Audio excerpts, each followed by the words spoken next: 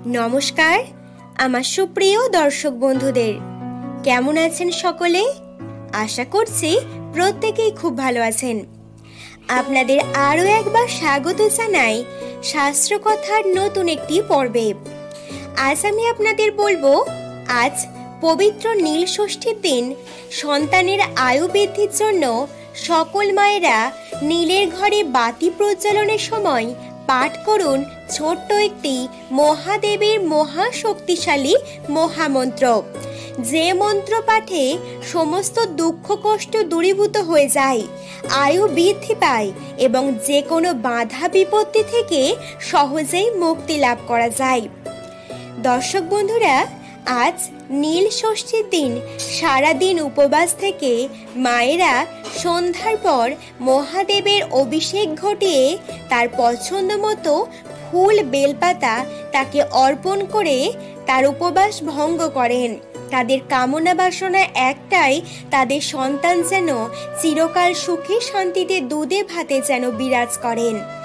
দর্শক বন্ধুরা, আজ পবিত্র নীল ষষ্ঠীতে শিবলিঙ্গের অভিষেক ঘটানোর পর যখন নীলের ঘরে বাতি প্রজ্বলন করবেন, কিংবা আজ সন্ধ্যাবেলায় প্রত্যেকেই মহাদেবকে সন্তুষ্ট করতে চাইলে ছোট্ট একটি মন্ত্র পাঠ করতে ভুলবেন না। মন্ত্রটি কতবার পাঠ করতে হবে, কিভাবে পাঠ করতে হবে আর কোন সেই মন্ত্রটি, সমস্ত কিছু বিষয়ে বিস্তারিতভাবে জানতে হলে আমাদের ভিডিওটি স্কিপ না করে সম্পূর্ণ দেখতে হবে। আশা করছি আজকের ভিডিওটি দেখার মধ্য দিয়ে আপনি অনেক অজানা তথ্য জানতে পারবেন।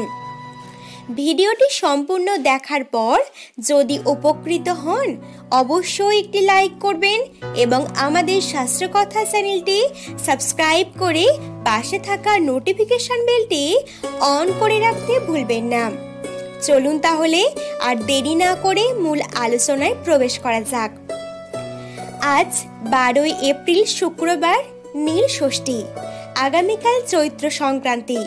প্রতি বছর চৈত্র সংক্রান্তির আগের দিন নীল ষষ্ঠী পালন করা হয়। এই দিনেই নীল এবং পার্বতীর বিবাহ হয়েছিল বলে মনে করা হয়। যে সকল ব্যক্তি এই মন্ত্র পাঠ করবেন তাদের দাম্পত্য জীবনেও কিন্তু সুখ সমৃদ্ধি বৃদ্ধি পাবে। এই মন্ত্র পাঠের আরও অনেক সুফল রয়েছে। নীল ষষ্ঠীর দিন ছোট ছোট কিছু পুণ্য কর্ম করলে মহাদেবের কৃপাদৃষ্টি লাভ করা যায়। ঠিক তেমনি বহু প্রাচীন কাল থেকেই প্রচলিত হয়ে আসছে নীল ষষ্ঠীতে দান করার প্রথা। সাধ্য মতন কিছু দান করলে সেটি চিরকাল অক্ষয় হয়ে থাকে। আজ নীল ষষ্ঠীর দিনও ফল দান করা অতীব মাহাত্ম্যপূর্ণ একটি কাজ। আপনি যদি আজকের পবিত্র দিনে কোনো সন্ন্যাসীকে বা যদি কোনো ভিক্ষুককে গোটা ফল দান করেন, আপনার সমস্ত পাপ খণ্ডন হয়ে যাবে এবং স্বর্গলাভের পথ প্রশস্ত হয়ে উঠবে।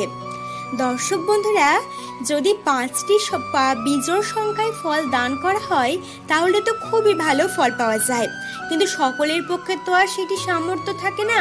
তাই অন্ততপক্ষে আজকে একজনকে হলেও একটি গোটা ফল দান করুন, আপনি বিশেষ সুফল লাভ করতে পারবেন।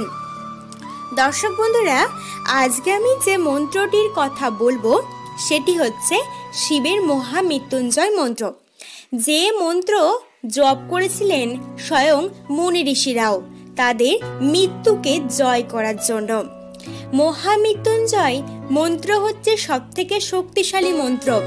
যে মন্ত্র জপ করলে মৃত্যুর দেবতা যমরাজও কাছে ঘেঁষতে পারে না। শুধু নীল ষষ্ঠীর দিন নয়, নিয়মিত সকালে উঠেই যদি এই মন্ত্র জপ করে আপনি আপনার দিনটা শুরু করেন, আপনার সমস্ত কাজ যেমন সুসম্পন্ন হবে, যে কোনো বাধা বিপত্তি দূরীভূত হয়ে যাবে।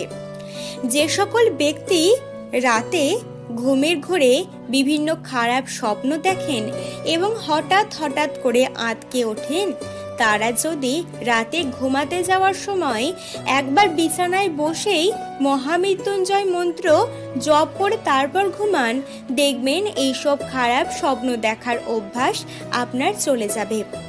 বাড়ির কোনো বাচ্চা যদি প্রায়শই নজর লাগা বা বিভিন্ন প্রকার কুনজরে আক্রান্ত হয়ে থাকেন, তাহলে একটি কাঁচের গ্লাসে কিছুটা জল নিয়ে গ্লাসটি মহাদেবের সামনে রেখে মহামৃত্যুঞ্জয় মন্ত্র জপ করে সেই জলটি আপনি আপনার বাচ্চাকে খাইয়ে দিন।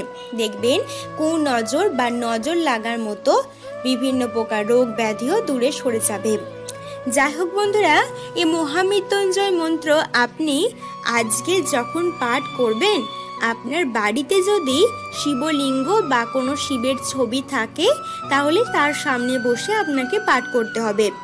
আর যদি না থাকে, কোনো শিব মন্দিরে গিয়েও আপনি বিশ্বাস ভক্তি সহকারে এই মন্ত্র জপ করে আসতে পারেন।